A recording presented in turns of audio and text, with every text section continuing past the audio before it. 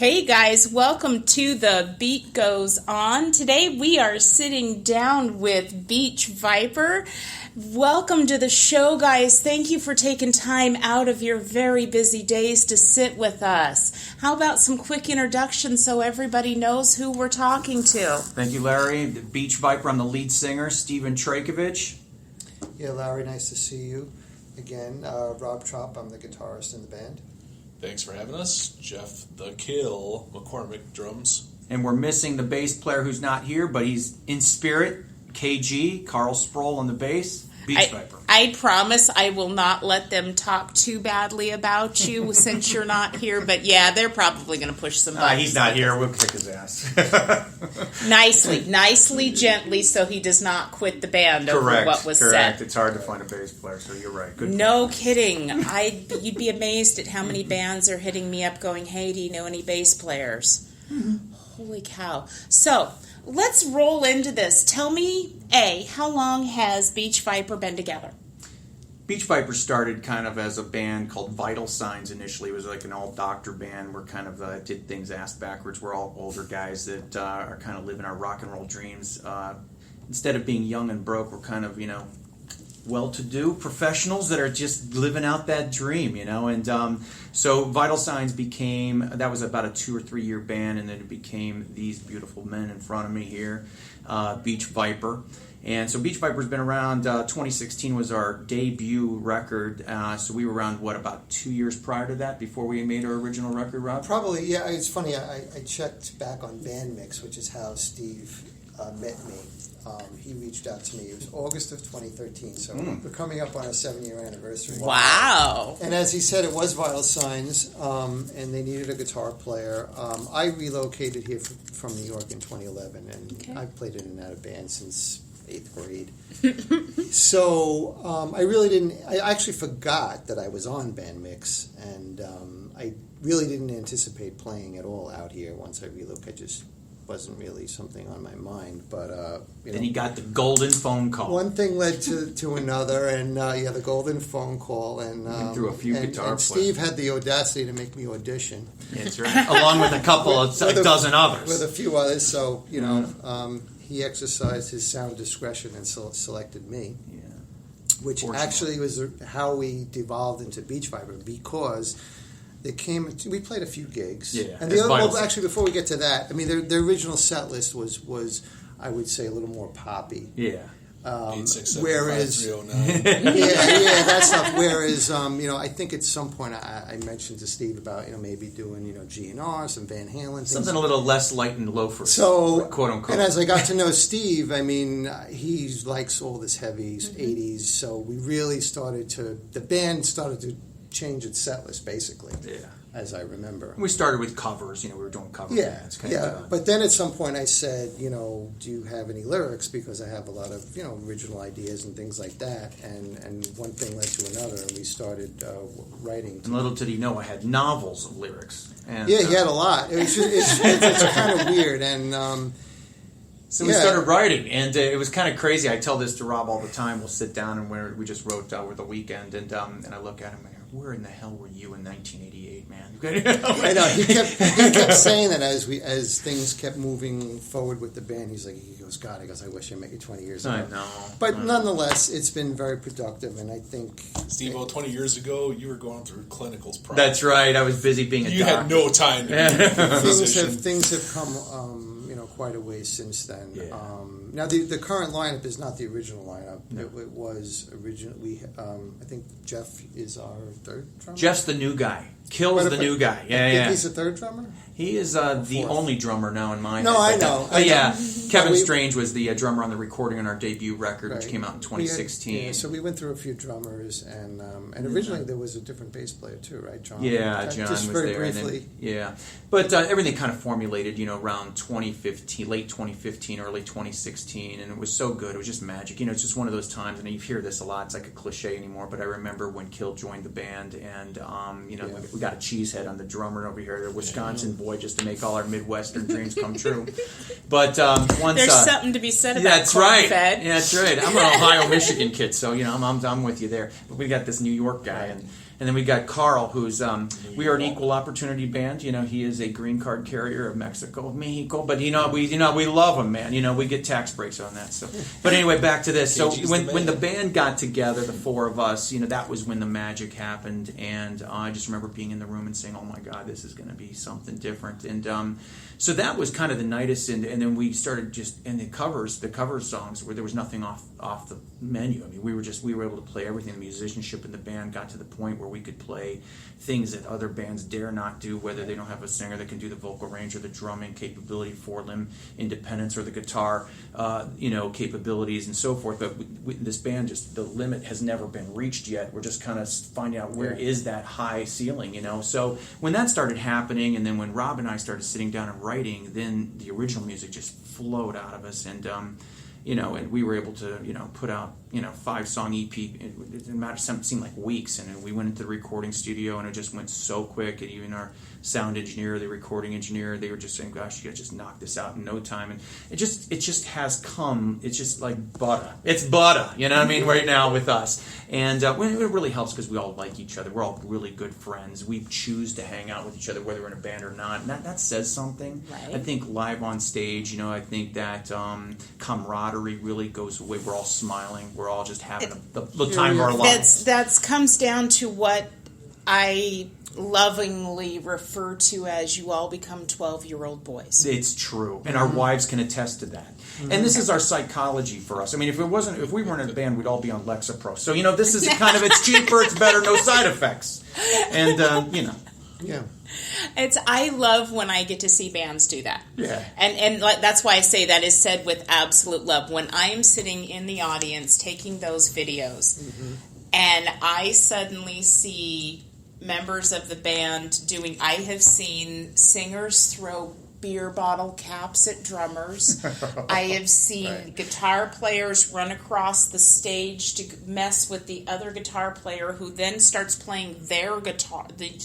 One guitar player is playing the other guy's guitar while You've been to a Beach Viper show, haven't you? But unfortunately, I'm the target. I'm getting the ones, bottle caps on my head. I'm sitting here trying to drumsticks. laugh quietly so that it doesn't come across on the video, because these guys are playing and having so much fun, which is pulling the audience in. Well, that's funny you say that, Larry, because that's really kind of what we do. We were talking before we started the podcast about, we talk about friends and family, and we always kind of leave our goal is, the audience, what we want out of the audience is at the end of the night, we want them exhausted, hoarse, and a big ass smile on their face when they walk out the door, and the feeling like they connected with us, because that's really what it is. So we're not just doing that and interacting on stage, the four of us, but we're really interacting with the audience. I mean, we're always prowling around the stage, but we always say Beach Viper's a little bit more than that. We actually prowl into the audience as well. Like I said, we kind of more of a confrontational in a friendly way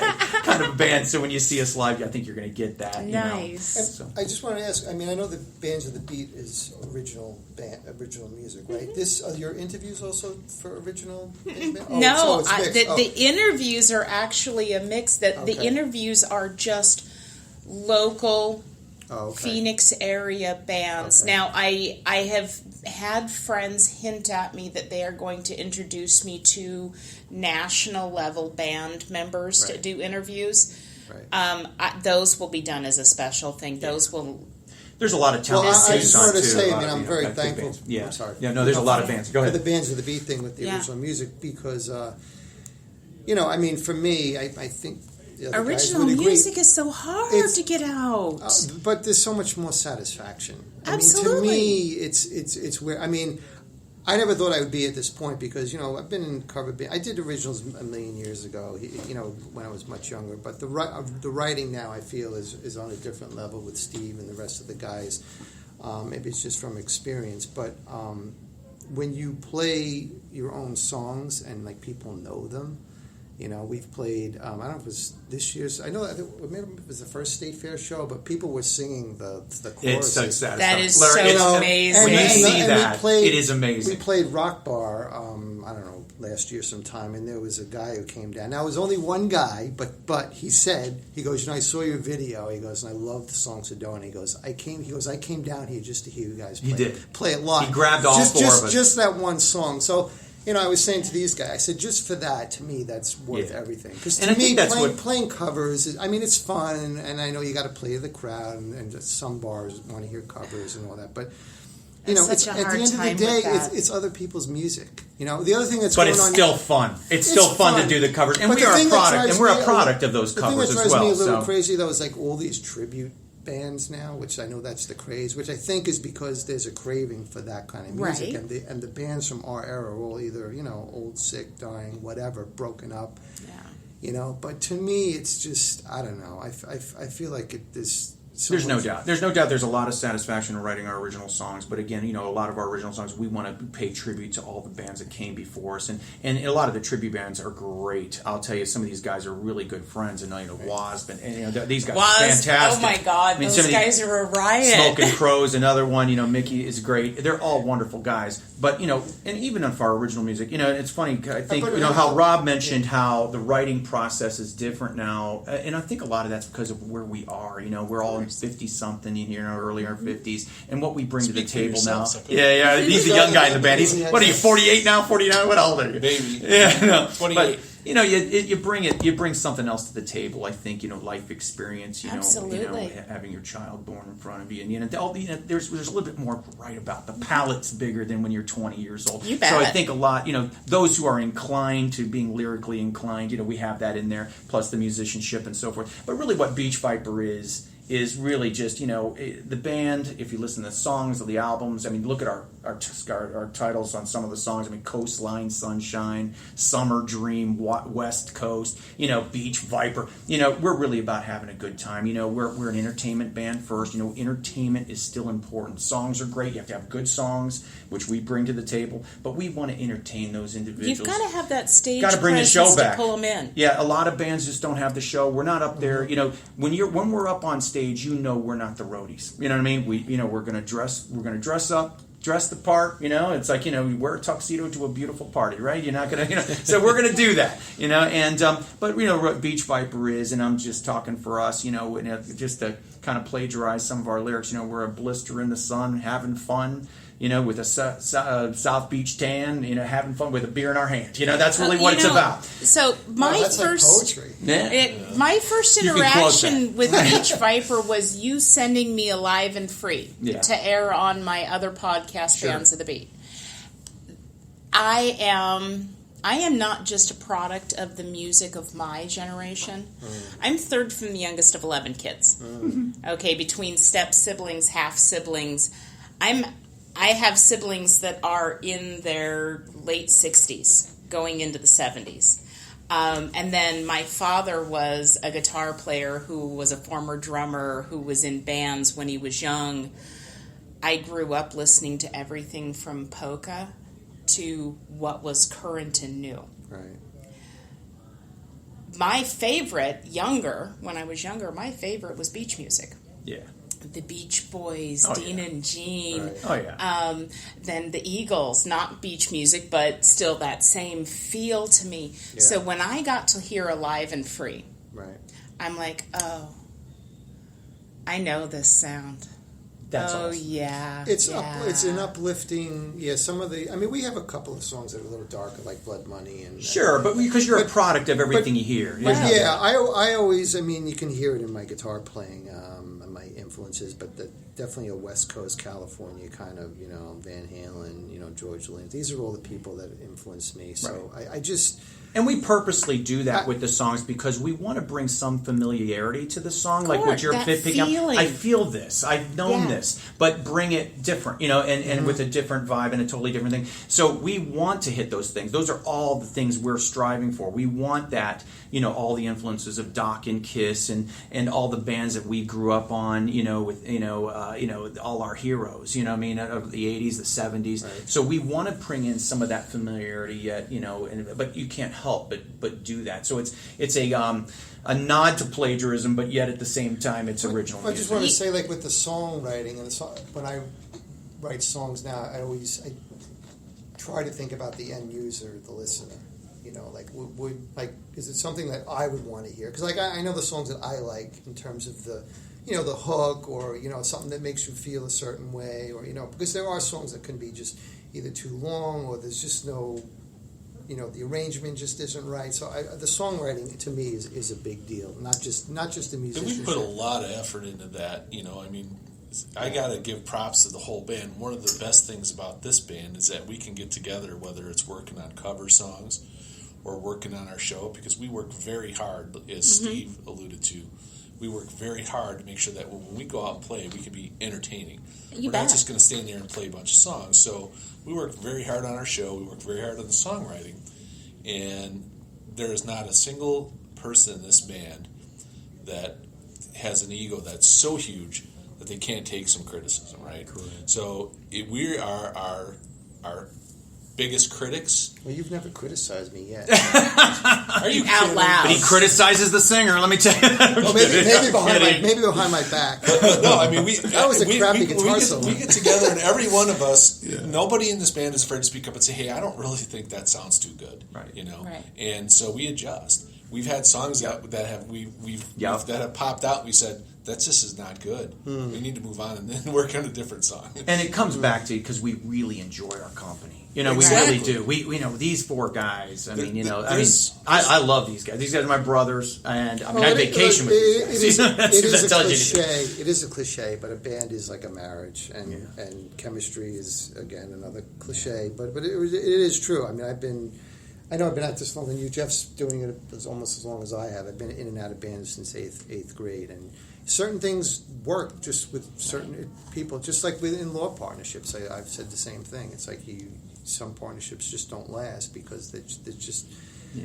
And it's our maturity now too at our stage. Yeah, we've had a lot of maturity. Obviously, all three four of us are mature. Well, yeah. I don't know about you. Yeah, I'm working on it, and I've gone through counseling. But What is it about all of the lead singers? LSD, baby. Well, they had lead LSD. singer disease. Yeah, it's true. But You saw he was 10 minutes late. Yeah. You don't see his limo. I'm a little out late. there? You see Well, his limo? but see, it's I do. I have certain learned- requirements. I have learned in He forgot the his deli tray. and That's right, I'm deli going to tray. say Like, this I get because Brown some little mixed chocolates. M&Ms, please. I'm going to say this because people still don't understand how short of a time span that I've been in the music community. 7 months. 7 months I've been in this music community. The local beat has been up and running since September 3rd, and we are at almost 900 members. That's awesome. You're clearly filling a need in the scene. That's what we were talking about earlier. You really are. One of the things, though, that I've learned is I grew up with a saying called IST, Indian Standard Time. Means it happens when it happens. It happens when it's meant to happen. Yeah. You don't rush. Yeah. It needs to happen naturally. Because people can feel when it's forced or fake, honey. You When bet. it comes from a good heart, you know what I mean, from a good place. And that's really what we're about, too. We want it to be very... Well, I've learned a new saying. It's called MST, Musician Standard Time. That's what you're on. I kind of feel I'm like still that's on a that cut time down. period. These other guys are a little bit more straight, but yeah. It's and I'm a very strict. Okay, the show starts at 9:00. I need to be there by 8:30 at minimum. I need to be there by 8:30, especially with the bands that on a show I have set up. Love it. Because I need to be there to make sure that all of the band members are in that headspace that they need to be in. Right. I need to make sure that the bar owners are happy, that the wait staff is where they need to be, that they understand that this musician is going to be drinking this, and please make sure if he's walking towards you that you're pulling it already because he's getting ready to go on stage generally. I'm that very hands-on person. But I've got a lead singer who I absolutely adore. Hunter Storm is the most incredible woman. If y'all haven't met I'm friends with yet, her. I just don't know her, but she seems wonderful. She is absolutely Hunter, let's incredible. meet. She is incredible. But she What's her will, band name again? I forgot. The she's band? got two. The one The I know. one that she's most known for right now is Horns Up. Yep, that's the one I know. Okay, so Hunter will not walk in the building until her name is announced. Nice. Sounds like me. Hunter, we have a lot in common. It has nothing Steve to Drake, do lead singer, with- Beach Viper. Call me. It has absolutely nothing to do with ego. I know. If she walks Just the in, time of... no, if she walks in and sees that crowd, she gets panicky. Oh. It's a total personal, and I only have the right to say that out loud because she admitted that on the interview I did with her. That's out there public knowledge. It is out there public knowledge. I don't share things See, that guys, people come I don't to have me. that excuse. You know I'm a ham. I'm sorry. But That's not what my problem is. But knowing that, I know the intimate things about the bands that I work with because I'm friends awesome. with all y'all. That's awesome. So I work to make sure that everything runs as smoothly as I can. So again, it goes back to that I'm on a time schedule. We're like that too, But- because people, and that's the other thing we want to say. Our fans are so awesome, the ones we have here. But like I say, every show, hopefully we get more of that family and more of those those friends that we have that keep coming to our shows. But we really respect the time that people to go out is a big deal, especially older that you get. Yeah. Spend the money. Yeah. And it's not even the money; it's the time. Time becomes more important than money as you get older, and we want to make sure that those couple hours that they spend with us, that that they said, "Gosh, that was really fun. That was worth it." That's really what it's about. And it was worth the time, and I want to go again. And that's what that's kind of our mission statement, if you will, for our company, so that's kind of where we're at, and making sure the time's well spent and just having fun with everybody. But time is important. You're right. We start those shows on time. It's important that we do that. And the respect for the owners of the bars and so forth, promoters and everybody. So it's important. Some of these guys, we don't do a Guns N' Roses. We're not Speaking showing up of for that, 2 hours. but Steve's mentioning the fact that we're older and we've been all professionals and we're just responsible people, I guess you could say. We're not like a dysfunctional band. Yeah. I mean, we all know. Well, Everyone's got their shtick to together. an extent. What's Yeah. that? To an extent. To an extent, no. But I mean, we're generally We're generally acceptable individuals. yeah. I mean, in terms Productive of, members we of don't have society. any. There you go. that's Tax-paying citizens. the terminology I There you use. go. Productive members of society. There it We is. don't, we don't have drug issues. We don't have. No one's done any serious jail time. Crazy Serious family jail time. issues, or I don't know. I'm just Serious, saying, which helps with, I guess, keeping the band going because. Yeah. It's funny whenever you see ads for musicians for bands, they always mention, No substance issues. Yeah, Yeah. no family issues. We're just a bunch of regular guys. Yeah, so yeah. So here's a question, because this is something that I deal with when I do interviews like this. So we're sitting in your business. Right. We are in a conference room in your Trop office. Law Offices, LLC. Right. So I do think your that's coworkers- Robert do Evan your- Trop. Can I plug my? Oh, here we go. He's a lawyer. Because he didn't plug it already for Notice you. the doctor doesn't promote his shit, but the Oh, lawyer okay. is. You're retired. You're retired. Yeah. Criminal personal injury employment. Okay, so Thank you. do your coworkers know what you do in your off time? Yes, most of them do. Robert Evan Although Trop. I don't. Guitar player, like, rock star. I came into this building.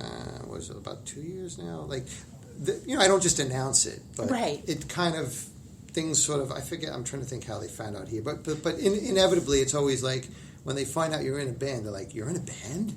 Because they know me one way. I'm Right. in a suit. I'm one way, and Right. then when they see me in the band, I got a bandana. I mean, it's like a same. Yeah, just I went through a just lot like, of that. Just like we used to be in Scrubs. I mean, it's the same Yeah, thing, and people yeah. are like. They know you one way. So I like had this- that probably the most stark was with me because they always, but the patients and all the hospital staff. I mean, 3 hospitals, nurses, doctors, patients would come to our shows, and they know me as Clark Kent. Okay, and then of course I'm become Superman, some wild guy on stage. So it was a lot more. It is stark. kind of like a double It light is. in a way, It and is. it's kind of cool actually. But the other thing I want to say, do they know? Once they do know, like they're always asking me, they're like, "When's your next? gig?" When's your next gig? I get that all the time. And that's, I So it's asked cool. because I had to be very careful, because Yeah. I do try and protect. To respect. I try and respect Yeah. what you guys do in your day-to-day lives. Right. So it was like, they're like, well, what are you here for? I'm like, I'm here to do an interview. Right. And Yeah. I'm going to leave it at that. We're not Yeah. going to discuss Right. what that interview. Right. But I go through that. I work in property management. Yeah. Yeah. My residents at the apartment community I work at, come in. I've got residents that come in on a Saturday or a Sunday just to see what show I was at that weekend, or who I got to meet this time, or some will check in with me on a Friday to find out what the shows are for the weekend. Or I've got some that I know I need to tag them when I see them next. Oh, hey, by the way, this band is playing here because I know you like this band. Right. It's that double life. Right. Although now I must say, because with social media and we have videos on YouTube, website, all that stuff. So I do find that some clients will say at some point, "Oh, I didn't know you play guitar." Like, because whatever, they'll search and they're googling you. So everyone checks but and they like that actually. Yeah, and all four of us, we all have our thing. The bass player who's not here, Carl. He's the chief operating nurse at one of the major hospitals here. I mean, he's the man. And Jeff's not tooting his horn very much, but this guy over here is a big shot in the railroad industry, and it's just funny. We just have our shticks. So, as a little kid, you played with trains and you got to grow up and do that? Actually, so I did work in the railroad industry for 18 years, up to and including general manager and a corporate officer for a national holding company. I work for the state of Arizona now. Yeah. So, in fact, I spent 5 hours down at the Capitol. Hence Exhibit A. Exhibit A, Your Honor. Sitting in a hearing of the House Budget Committee. Oh, God. That's right. Yeah. So did you bring plenty of coffee with you? Because I would have needed it. But I have to say that, this as an employer, the commission's pretty good about that stuff. We've got some of the policy advisors that work there that have been around for quite some time are also musicians. So. I laugh because one of the things that I've noticed because of doing the interviews and getting to know the bands and becoming friends with the bands, of course I know what people do in their day-to-day jobs. And we have got a huge number of people in the music community that work in the IT field. We have got a huge number that work in property management. I've got to say, first in the medical field, first in the legal field, first in our government. That's pretty cool. But there really are some very stereotypical industries that I would not have guessed. Honestly, I would not have guessed. Interesting. When you dig down, there are a lot of people that play music and even if they just play in their home, but it's when they find out you're a musician, because it's like a common. It's almost like I guess maybe a language or just. Well, we've all done it, right? I mean, I can't. I'm just so lucky. I feel like I'm the luckiest guy in the world because I got to live two of my biggest dreams. Becoming a physician. It was always something in my head that my parents brainwashed me. You got to be a doctor, and somehow they got me to believe that was the thing to do. So I got to achieve that dream. But at the same time, I was always that kid with the broomstick in my hand, pretending I had a microphone and a stand in front of a mirror while I'm listening to Toys in the Attic, Aerosmith, or Kiss Destroyer. And all four of us did that, Right. But now we've got the resources to kind of say, let's go up on stage and be something bigger. I actually didn't know this, but I learned because Steve recently retired. But he, and correct me if I'm wrong, in the OR they used to play like whatever he wanted because you're the surgeon. I can't tell you how much liposuction fat has been sucked out of some lady's ass listening to Beach Viper and or Van Halen. So we did a lot of that. There's a lot of good looking women out there as a result of something. The pictures in my head. Have we developed brain at bleach Trankovich yet? Cosmetic Surgery, we played a lot of hard rock and heavy metal when we were. I didn't know that they would actually be listening to music well, but he's like, Well, you see that on TV all the time when they're on the TV shows. I don't know. Do they? I like to watch Good Doctor. The main character in that TV show is autistic. Okay. Oh yeah. And he is in residency becoming a doctor. Yeah. Oh, I've seen this. It's great. It is very cool because it really brings to that thought process of tearing down the stereotypical walls. There's a lot of shows about doctors and lawyers. We're like a Hollywood thing. They do in a lot of those shows. When they're in surgery, there's music playing in the background, and yes, it's the lead surgeon that always gets to pick the music. And this is the other stereotype that everybody that's into hard rock and heavy metal are idiots. We're here to prove them wrong. Damn it! Absolutely. Bang your head and learn them books. The thing is I came into this with those stereotypes in my head. Yeah. Musicians are drug addicts. Musicians are alcoholics. Musicians don't have well-paying day jobs. Musicians don't know how to be upstanding citizens. Right. Well, it's the genre of the music, too. I've been proven so wrong so many times. Well, look at, hard rock, heavy metal has always been thought of as the underclass, the elite. Rolling Stone magazine never wrote any articles about the bands we always loved. When was the last, I just died to go see, the cover of Kix or Crocus on the cover of Rolling Stone. You never see that. It's always some, filtered out kind of band. But, the thing about, hard rock and heavy metal that's so alluring as well is it's not only just the angst, the anger and frustration, because everyone says, well, heavy metal's dead, rock and roll is dying. It will never die because the emotions, the emotive idea of the individual is always going to be living. And those issues will sustain from 2025 to 2099. It's just, those are things that are common to the human condition, and hard rock and roll touches on that. And all of the other forms of music will exist, sure, but there's something visceral about that type of music that sets home. When it's not only when it's played, but I think in terms of the live form, it makes a big difference. There's something about, I think, rock music when it's played live with a band that's, has stage presence. It's just exciting. I don't know. I was just going to piggyback on what Steven said. The real thing is authenticity. So as music has gotten more electronic based, I definitely feel like it's lost that authenticity. And what people connect to in music is what it connects to their feelings. You bet. It doesn't connect to their rational mind, generally speaking. Mm-hmm. Music, people connect with certain songs, certain sounds, certain bands because how they relate to it via their feelings. So it's a photograph of time, isn't it? Authentic music that is written and performed from an authentic perspective will always have a place. And that's why bands, that of our era, the 80s and the 70s and 80s, the arena rock bands, they're still playing. They're still the biggest shows out there, because it's a photograph in time. It elicits so many emotions of growing up. And that's a lot of what we try to do, too, is bring back that visceral feeling. There's a lot of, things, just to quote some lyrics, basically hanging on to 16 as long as you can, those kind of things, that kind of idea, bringing that back, but yet being aware that I'm in the present, that. And are we all parents in this room? Yes. Mm-hmm. Okay, so, and I'm assuming we all raised our children right and we taught them about music. Correct. And that is how our generation of music is. Well, I was raised around music. I was raised listening to music. Mm-hmm. My son was raised listening to almost as wide of a genre of music as I do. Yeah. One of my favorite stories to tell about my son, that proud mother moment. My son is almost 23, so he is in that perfect millennial age group. Sure. But my son is not your typical millennial at all, thank God. Good. I'd have killed him.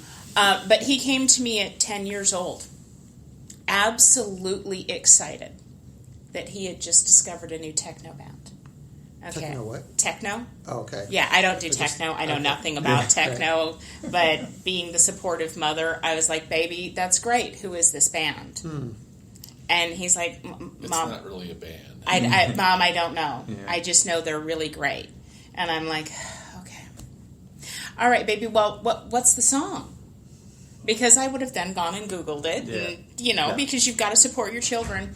And he says, oh, my God, Mom, the song is so cool. It's Mr. Roboto. Oh, yes. I reached over into my CD collection and grabbed my Styx Greatest Hits and handed it to him and said, oh, baby, go listen to this CD for Mommy, please. It's and by the way, that song is older than your mother. Right. Well, I feel like I've raised my child well because my child at the age of 12 can recite every song on Kiss Destroyer and knows all four members of the original Kiss band. So I feel like I've achieved. There you go. Thank you. Thank you very much. Now that's quality parenting. You know what's really interesting about it, though, is from a musical perspective, we're really kind of in uncharted territory. If you go back and you look at the beginnings of rock and roll, which originated from rhythm and blues, right, and soul music, as each generation has come and gone, each generation has maintained more of the music that came before it while adding new stylistic interpretations to their repertoire. So we're literally, as far as music goes, and then now with the advent of social media and the internet, we're really in uncharted territory as far as music goes. And ultimately, I really feel like there's enough room for all genres of music. Rock and roll does not have the following it used to. Let me share a quick story about, one of the issues I believe here in the Phoenix area that directly relates to the local bands, in addition to the music scene around the country, is a lack of opportunities. You mentioned that bands, there's infighting and backbiting and all sorts of things that go on in the scene. And I'd have to say that it's worse here than it was in a smaller scene I came from in the Midwest.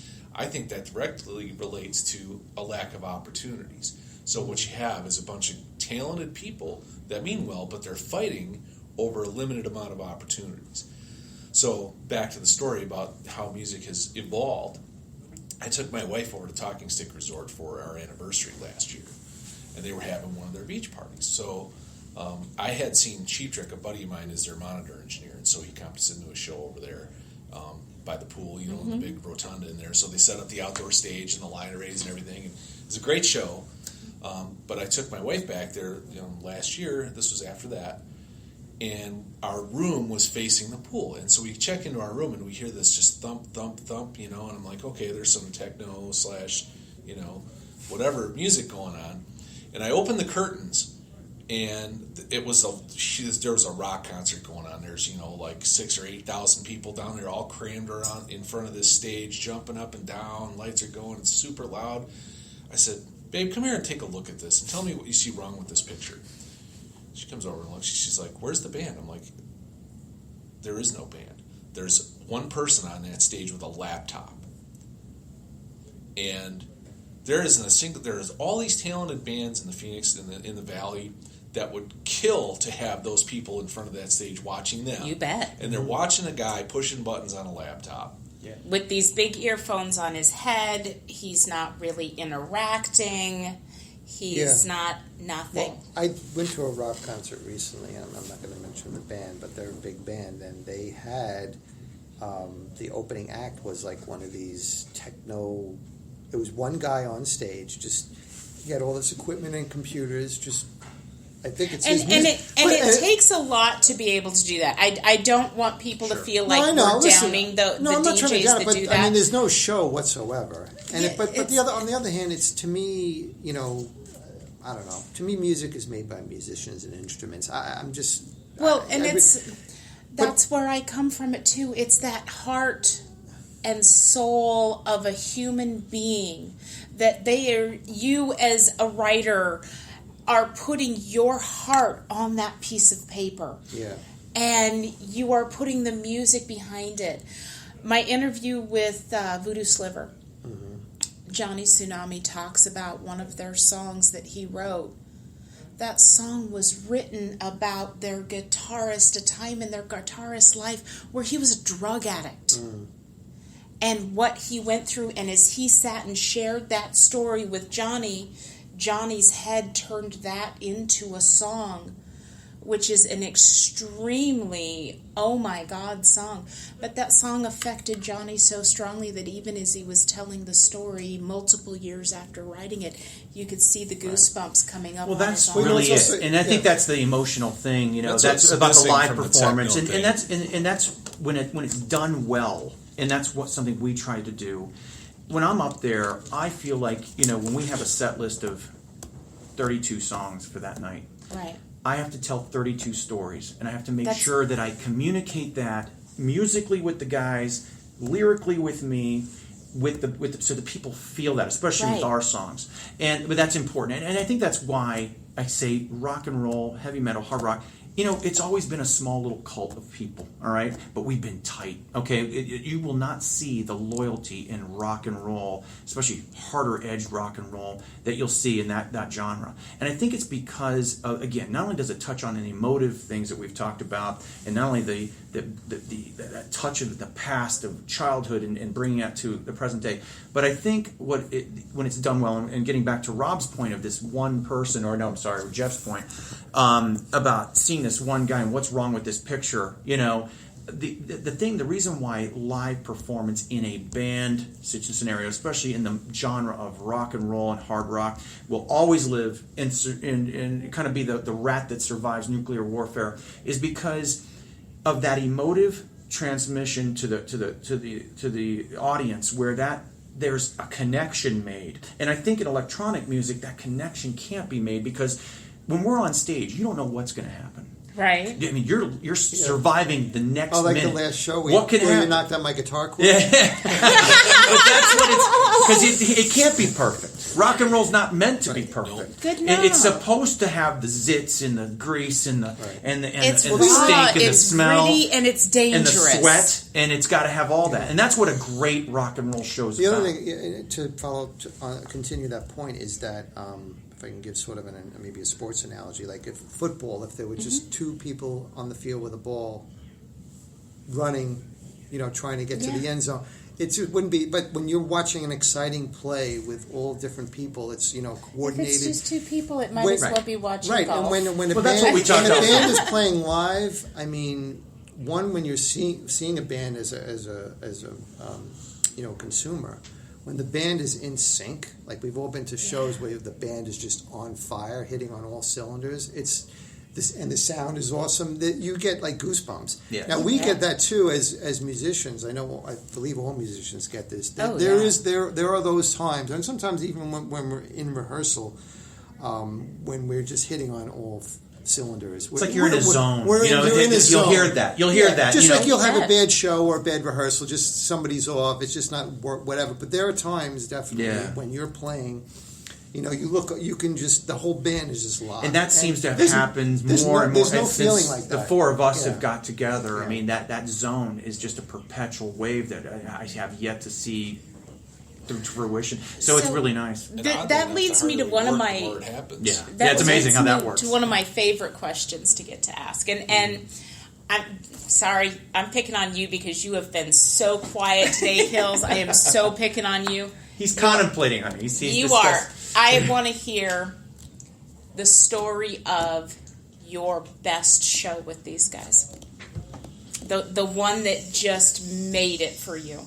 His audition. No, I'm just kidding.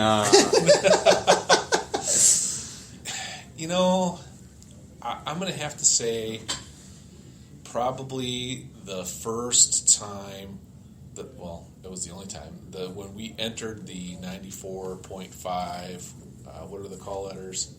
Cool FM. Cool FM. We won a Battle of the Bands. We entered their Battle of the Bands over at the casino. And we picked 3 songs that we just absolutely light on fire inside and out. We were in a good place going into the show. We knocked that thing out. I mean, just out of the park with no thought required.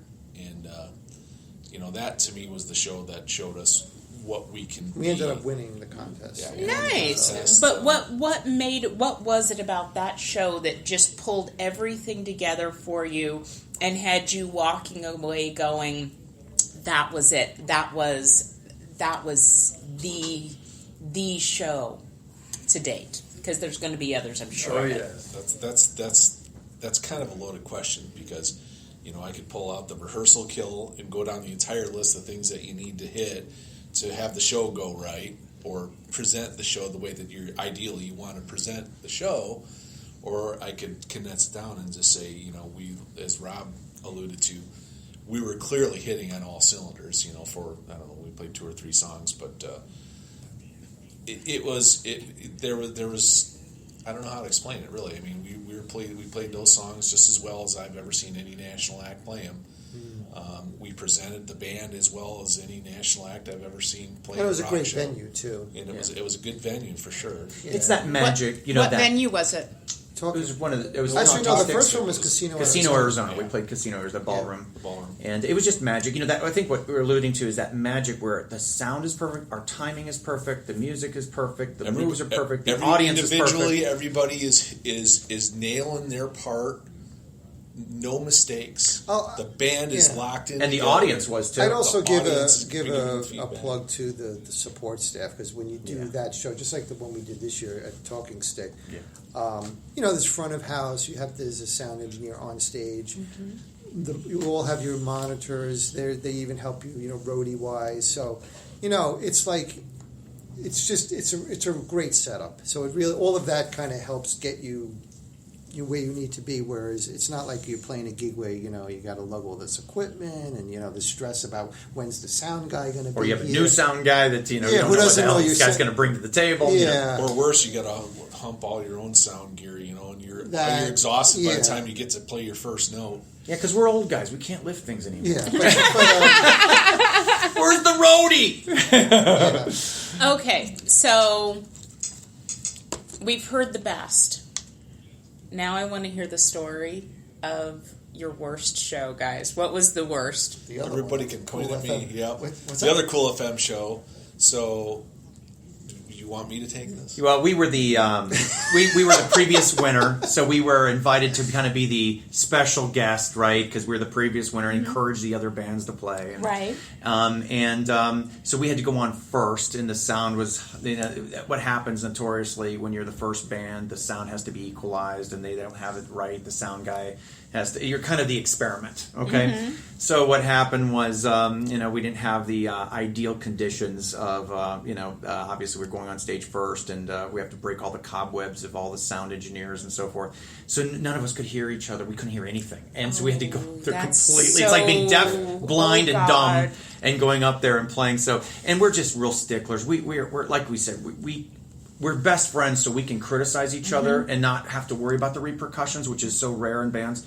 And I think, because we're so used, we get so angry at ourselves and each other when we don't have it to perfection, because we're all, Right. I'm a surgeon. He's a lawyer. He's running, a multi-million-dollar. So, when things go wrong, we're not used to that, So I think that was kind of the low point where we had, it was the worst quality sound that we've had ever going on stage, and we just felt robbed of something. It was getting the start of the initial getting the show going. The first song was a little, but once we were going, I think it was okay. But for us, that was our worst moment. Once that was resolved, we felt haven't had right any in line. really terrible. I mean, We've had that last show when my my guitar went out. That was poor guy. But whatever, stuff like that does happen. But To my way of thinking, though, when that stuff happens, if you're going to make a claim to be a professional musician, you need to work through it, solve the problem, and continue. Which we always do. And give people the show that you're there to give them.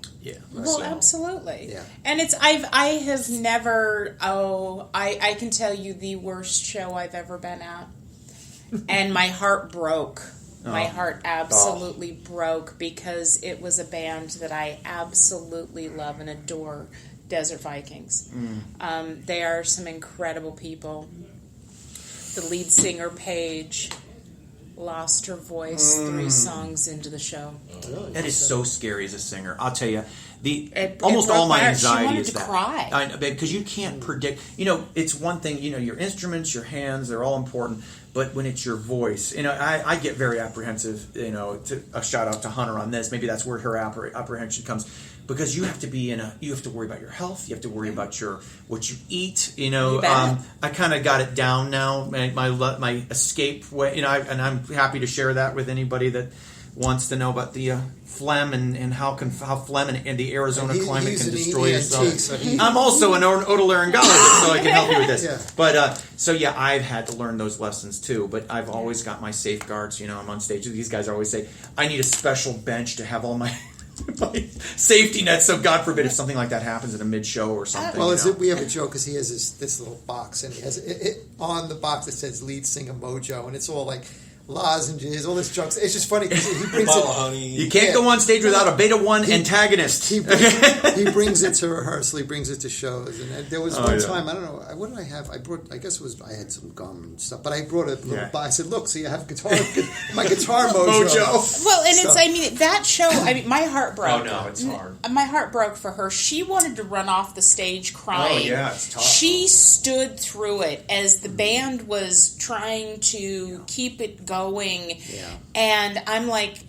I know my go-to for a sore throat is ginger tea with lemon and raw honey. Oh, yeah, good girl. That's right on. And I'm like, God, I don't have it here. I can't even fake it for her. Right. I mean, I couldn't go get her a warmed-up drink because the venue didn't have a way. It's your biggest fear as a singer, there's no doubt. It's your biggest fear. It's your biggest fear. And I felt horrible. Yeah. And when we go up on stage, we're playing, we'll play 35 to 40 songs a night. Okay, so, it's brutal. It's a marathon. It is a brutal show. I always joke around. I go on stage and 195 pounds. I come off 186. So that's what it is. Well, just like Jeff Kill needed a break that time because playing 2 hours. 2 hours straight without a break. I was like, I'm going to have and the kind of songs for this kind this kind of music. For this kind of music, the songs intense. that we perform are. There's manual labor here. I mean, it's brutal. What Jeff Kill McCormick, our drummer, has to go through. I mean, you have to be an athlete. He's an athlete. Well, keep in mind that we're not going to go up there and, at least as a drummer, I'm not going to go up there and tippy tap my way through a rock show like a jazz guy. God, no. I've always been known as a very, very hard hitter. One of the first things Rob said to me after I had to audition with these guys, he's like, "You're a really hard hitter." It's an athletic event. And I intend to stay that way. There's no question. And with me, I mean, I'm not one to just sit there. I'm running a marathon up there. These guys can tell you. Have you ever met Sage Johnson? Okay, he's the drummer for Exiled and Kill Command. I've heard of Kill Command. I actually just did his interview last week. And he was telling about they did a tour in South America. Wow. And so before they went to go do the tour, 2 days before they flew out, he went and got all of his shots. Oh, no. Did he have a reaction? No, the tetanus shot and everything. Intramuscular. It's got to hurt. So, and then the day they landed, the very next day they had a show. So 3 days after the shots in the arms, and he's out there beating on the drums. Oh. Well, it's like the old adage, the show must go on, and that's the key, guys. We've gone through struggles on stage too, where somebody wasn't feeling right. I remember, our previous drummer had an abscess underneath his armpit. Poor guy. We were playing the Hard Rock Cafe downtown. It was a big premiere show for us. We had 12 opening bands, and we played down there. And poor guy had an abscess. He had to go to surgery that night to get it drained. I know, which I was the surgeon, by the way, and so it was crazy. But we all go through that. There's so many times I've gone on stage with a viral cold, which is the worst thing you can do as a singer because you can ruin your voice. But you get through it. You get through it. And that's what you do. And it's not easy. Work ethic. This band has it. Yeah. And that's. People don't understand people who are not in the music community.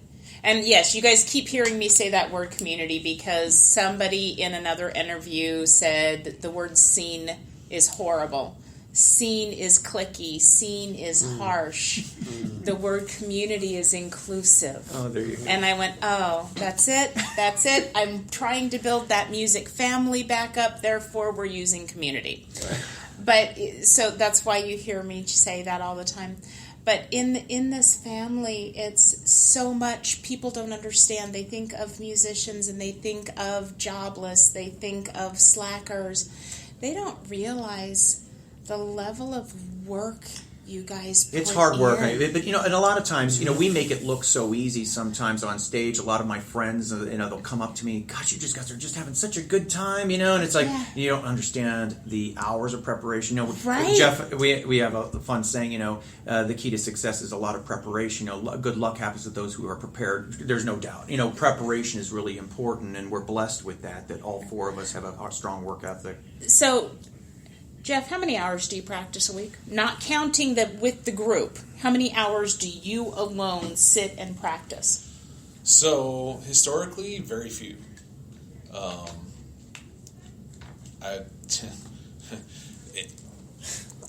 That's a hard question. Historically, I rarely practice. I lived in apartments, and apartments are posed challenges for practicing the drums. Yeah, that's really hard to do when you live in an apartment. Exactly. But now he has a brand new house.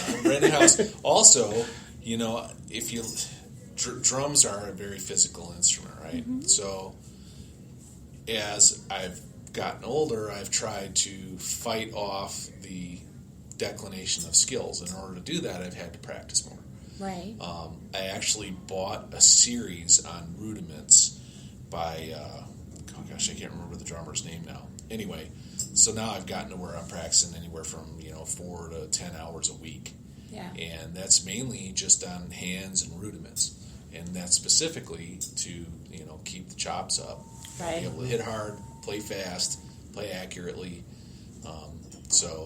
And I anticipate, to me, it's no different than, some of these football players that we love that had long careers. For me, being a Packer fan from Wisconsin, Donald Driver's my inspiration. There you go. There's the Packers plug. The guy played at an extremely high level until, I think he was in his 40s. That's almost unheard of for a wide receiver. Yeah, we look at it. We're in a long distance run, not a sprint. Right. And so we have to take care of ourselves now that we're a little it's not older. just rehearsing; it's working out. I'm on my treadmill 3 days a week. Funny story: when I was 22, I read Modern Drummer religiously. Of course, every drummer does, right? One of my idols as a young drummer was Tommy Aldridge. So Modern Drummer ran an interview with Tommy Aldridge, and in the interview they said, "You're on tour." This is when he was touring with Whitesnake. And they asked him, you're doing this grueling rock and roll shows night after night, and I think at the time he was in his 40s or 50s. And they said, how do you stay in shape to be able to put out that much energy and put that much energy into a long rock show night after night? And he said, I ride my mountain bike 5 to 10 miles a day. And I remember reading this interview and saying, why would you have to ride a mountain bike that much just to be able to play the drums? Well, that's the point. Now you know. That's another big thing because, again, we look at ourselves as entertainers as well as musicians, and also you have to present. We don't want to look like the fat guy up on stage. We all take very good care of ourselves. We're all, and like I said, when we're up there, it is a grueling athletic marathon. So we have no choice. We have to stay in shape, all four of us. Otherwise, you're not going to survive. I mean, that's how we look at it. It was because we chose not to be that sedentary look down. Gosh, are these guys the roadies playing guitar, or are these guys? This is the band. We don't never want to have that. When we're on stage, we're there, all right, and you're going to be part of it. And in order to put that across, we have to be something bigger than just a little local look. We need to make sure that when you go into a bar, I walked into the right place. I'm going to see something today. That reminds me. I mean, I've always kind of thought, like with our shows. We put on a show, a performance. Like, we've never really done it. There was a place we were going to play, but we would have been kind of like background noise, like a lounge. Like, right. You know what I mean? Well, first of all, the stage was, I said, Steve, I forget where it was, but I was like, this stage, I said, there's no way this stage is going to contain us. And number two, we're going to blow this. Yeah. It's just not. Is this the venue that you said the stage is behind the bar? What we're saying is we have certain requirements in order to play certain places because and there's nothing wrong with that. Otherwise, I interviewed Wasp a couple weeks ago. Yeah, they have to turn down gigs. Yeah, I'm sure because their set cannot fit on the stage. Yes, their banner is 10 our feet drums tall. alone. Our drummer alone will take most stages. I know. But to me, I mean, I don't know. If we were going to play a place where we were just like kind of background noise, what people having What's dinner, the point of I'd rather that? just stay home and play. I don't. To me, it's not fun. I mean, I don't know. That's not what this band's about. That's kind of another. We defined what we are pretty quickly. I mean, we're going to be that entertainment. We're on stage.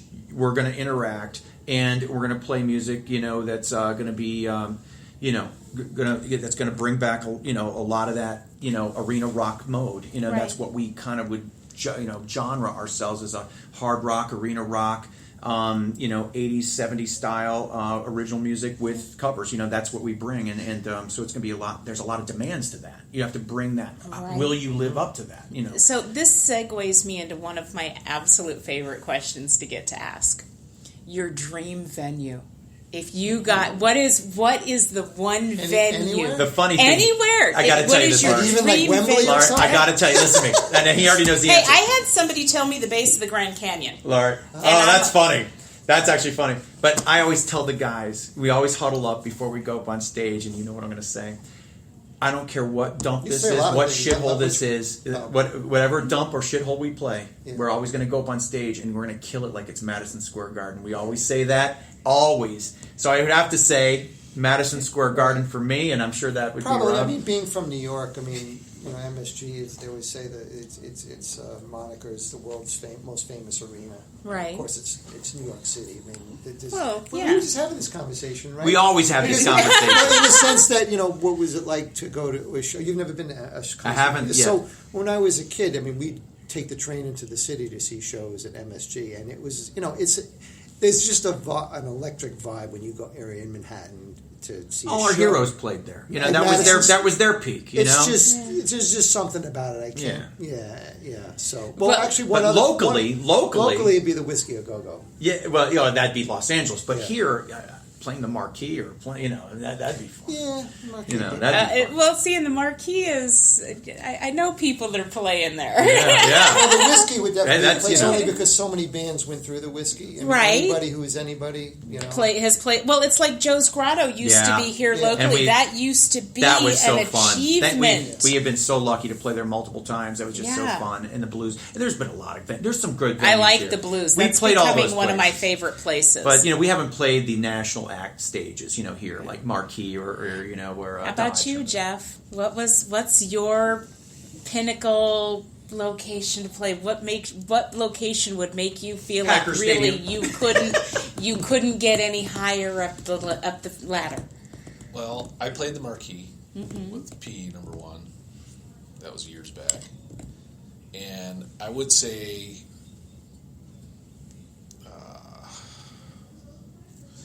3 seconds. Oh, No, yeah. I'm just kidding. I'm trying to remember the name of the outdoor Here? Alpine Valley. Alpine Valley could be it. Oh, that's a good I one. saw Stars and Guitars there, and saw Queens right Is that there. in Wisconsin? In Wisconsin. There you go. But That's an outdoor venue? Wisconsin. Yeah, but I think the Whiskey. Yeah. Having grown up a rock and roll fan, I bought the Rat out of the Cellar record right when it came out. Just playing anywhere in the Sunset Strip would be awesome. Well, that's true. Any of them, but the If Whiskies. we could expand it, I would say. I've got my favorite band is actually getting ready to play at the Viper Room in April. They need to call us. We'll open for them. Yeah. And Oddity Paradox, you heard it. You know who to get a hold Let's of. play the Sunset Strip together. I would say I would like to play the Whiskey. That's definitely on the bucket list. Even if we never. I'll tell you though, I remember the first time we played, and we just played some, little. I remember a buddy of mine saying, "Steve, what do you think?" He's your brother. I did it. It doesn't matter what happens next. Okay, I did it. Just playing with these guys up on a stage the first time. That was it. And every time I get to play with these guys is Madison Square Garden to me. So and I always say that before we go out on stage. That's awesome. All right, so one more question. This is the question that makes every single musician look at me sideways and I'm pretty sure contemplate my death. But if you guys could share the stage, share the show bill with any band, live or dead, and yes, that's the part that gets me glared at, because it makes it so much more difficult when I throw that alive or dead. What band would you share a show bill with? Wow, who wants to take this on first? I already know mine. Yours has to be Kiss. It is. If it wasn't for Kiss, Is a Striper. well, I can tell you. Seriously, I know I've seen them. Oh, Striper's I know awesome. everybody's- They are amazing. Am I right? Yeah. If it wasn't, the reason why the answer is Kiss for me is because, and I'm sure half the audience out there is going to have their moments, and this might be this moment exactly that I'm telling you. I remember being 10 years old, and my older cousin saying, "Look at these guys." All right, and I saw the Kiss Destroyer album here. Oh my God, I was already in the comic books anyway, and I'm seeing this, and I'm here. And then he starts playing Detroit Rock City, and that's when I had a 4.0 grade point. I was listening to Neil Diamond and Perry Como from Mom's Records, and I became a hard rock, heavy metal maniac and couldn't get out of my system. And now I'm in this damn band at the age of 55, and that's why. So I got to say Kiss. Well, if I could sort of, being a lawyer, we modify things just a little. Hey. So, even if I had to pick a band, these guys probably know. Well, they know that Van Halen's is probably my favorite band of all time. However, it probably would be Ozzy when he had Randy Rhoads, which only because I might get to meet Randy, and he's one of my idols as far as guitar players, and he just. Whatever, he was just one in a million, and he did so much in such a short time. Good answer, Counselor. So I would, even though Ozzy's not my favorite, but when he had Randy, it's not about Ozzy, it's about Randy. Well, This is to all me, about Randy I'll tell you, Rhoads. my phone that those it says it's Randy Rhoads. It doesn't say Ozzy, because to me he was the band. And you have the Randy Rhoads V guitar. Come on, tell the public. I know. Yeah, I have one of his. Kill, how about you, brother? I have one of his Concord guitars. That Nice. They only made 200 of them, and I have one of them. So, Wow. Yeah. What do you think? He's thinking right now. Yeah. He's thinking. If you took me back to pre-2003, I would say Stryper. Yeah. But Stryper does not have the shine to them that they used to for You're me. wrong. You're wrong. But no, for him personally, this is all it's about his answer. Yeah, It's his answer. Go, this take is- your answer. Objection, Your Honor. No, just kidding. So there's a what's the name of the rock show up in Las Vegas that they're doing? Who? There's Stryper? There's a big rock show that they're doing at a casino. They do a show every day up in Las Vegas. The residency thing that you're Yeah. doing? Like Aerosmith and all that? No, but I can't remember what the show is called. Anyway, I'd like to open for them. They've got Blas Elias is playing drums for them right now. Oh, you're talking about... oh, yeah. Oh, I know. Yeah, there is a big kind of who's who super group kind of thing that they're playing regularly in Vegas, like the Vegas thing. It's You guys can't see this, but he's pulled out his phone Oh, and he's yeah. doing the "Hey Google" right now, Yeah. trying to find it because Yeah. this answer means so much to Oh, him. it God, really yes. does. And I've You got didn't a tell good us at the story beginning we behind couldn't it. look at our phone. That's cheating. I can't Okay. look at my It's phone. called Raiding the Rock Vault. Oh, yeah. Nice. I would love to open for those guys in Vegas. Number one, it's close. But more personally, Blas Elias is playing their drums right now, and I met him a couple of times, shared a bill with him once before. Who do you play for? Slaughter. Slaughter, yeah. I thought so, And yeah. he did, and I think probably still is doing some stuff with the Blue Man Group too. And then right now, Robin McAuley is singing with them. I met him when MSG group. he was singing for Survivor at one point. And we did a show with them in Wisconsin, and he's a super. I got to meet him then. He's a super great guy. And MSG, right? Yeah. And so that's who I would like to, from a practical perspective, I'd love to share the bill with those guys because I've met a couple of them. They're super great guys. And that's, that really is... Plus, it'd be hopefully open some doors for us in Vegas, right? That's smart. That Now you're thinking. That's what really draws me into this and what keeps me fighting for all of you bands. Okay, yeah, we've got some butt heads in the community. We all know that we've got some butt heads in the community. We've all run into a couple of them. But for the most part, every single musician that I have run into and gotten the pleasure to work with in this community have been such incredibly good people. Yeah. And it human nature. absolutely makes me Whatever, want yeah. to work with them like that. I work with them, they're great people. I want to work with them again because I know they're great people. Exactly. And you like That's them. it. That's it. Yeah. That's the driving I mean, force. I could throw out Dream Theater. I mean, who would, as a drummer? Your answer's now done, Kill. Who Okay. wouldn't want to open for Dream Theater? You never get a right? straight answer in this band, It's on and on. Do you notice that the lawyer talks the least here? Yeah, he always repeats. I'll ask the question again. It's like I'll say something. What do you mean? I mean, I just told you. Plus, the Well, I always- lawyer I always always tell my brings wife- the answer first. Well, I always tell my wife a funny story. In law school, they used to call me Question Man because I always everything's always a question. Like See that? they say, yeah, it's A just lot of talk. I'm an action guy. Whatever. See, I operate. Cut. It's done. yeah, it's over. cut. The period. Where's my scalpel? And that's it. Yeah. Anyway, So, what's next for Beach Viper? When's your next show? besides MSG, So, we are going to throw a big, huge premiere showcase that we're going to do. We're going to do it all ourselves, okay? Nice. In Senior May. release. In May, maybe Hoping like for the May. second Saturday at the end of the month kind of like thing. an EP release. Thing. More details coming, beachviper.com.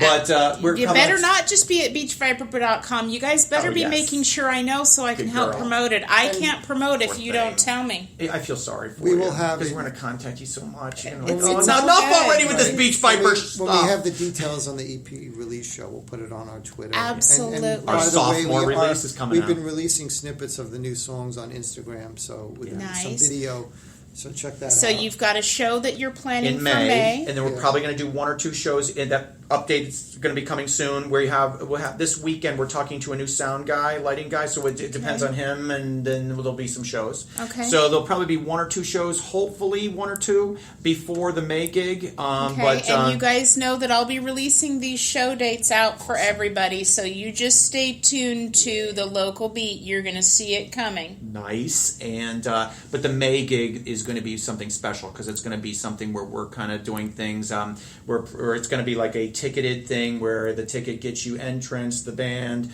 also alcohol provided. Did you hear that? Alcohol provided. Lord. That's insane. With All right, valet so parking that even. means I need to make sure all of my friends that drive for Uber and Lyft are on duty that There night you go, my working the show girls. for you. And if you do Okay. choose to drive, we'll valet that. There's going to be a valet thing that we're talking about here, and so there's that. So this show is going to be something special. We're also going to video the entire show Nice. for promotional stuff with upcoming videos for the new album. The new record's going to come out in a few weeks. Our second sophomore release. Our first release was in 2016. The Alive and Free that you played on that was played on Bands of the Beat. That should be available, I think, within a week on like iTunes, Spotify, all that stuff. Well, and that was going to be my next question. So for those people that want to stalk you guys, where do they find you? It'll be iTunes, Spotify, Amazon, And, of course, our website. I mean, all the online Facebook. all the online Facebook Instagram. Beach Viper, Spotify Beach Viper, Yeah. iTunes Beach Viper, Insta. Yeah. Beach. Amazon If Music. there's even if someone wanted to get a hard copy of the new CD, we can send that as well. If you're old school, old school's the best. I love physical product. Or if someone wants a CD, like that's the original. We're going to do a EP. little bit of promotion here because The Beat Goes On has our 6-month anniversary show coming up March 14th, where I've got my 3 Hold My Heart bands playing for me that night. And I've been giving away merchandise or putting out availability to win merchandise to be picked up at the show. Beach Viper was incredible enough to give me a t-shirt that is going to become one of those chances to win a really cool Beach Viper t-shirt. They also gave me a CD, but I'm sorry, guys, that's not going out for you guys. That one goes in my personal collection. Oh, and I Sorry. should mention we actually added an online store to our website, so you actually Fantastic. can buy shirts there, and I'm sure we'll add the new EP when it's available. But if there's any issue with anything someone would like, or even booking, just email is info@beachviper.com. Perfect. What a plug. So, Well- we are going to wrap up this show. Guys, I thank you for tuning into The Beat Goes On and listening to my interview with Beach Viper. Guys, thank you for taking time out of And your also day the to new sit song, down. right? Climbing to the Top, which will be played on It, Bands and, of the Beat. and I got that already from you. Yeah. Perfect. That's going to be, I that'll believe be that's this already week. on my list for going out on the next Bands of the Beat, which gets released later today. So that's the second single people can hear. And Larry, that's Nice. every week you're going to be doing that. As long as assuming I have enough music from the bands, then yes, Bands of the Beat gets released. I have to have an hour's worth of music for me to be able to put a show together. You'll be We're going getting to have out. to keep recording. We're going to run out of songs. There We you got- go. We got plenty. Guys, Thank you thanks so for much. joining us So and awesome. have a Nice to see great you. day, Yep. everybody. Thank you. Okay.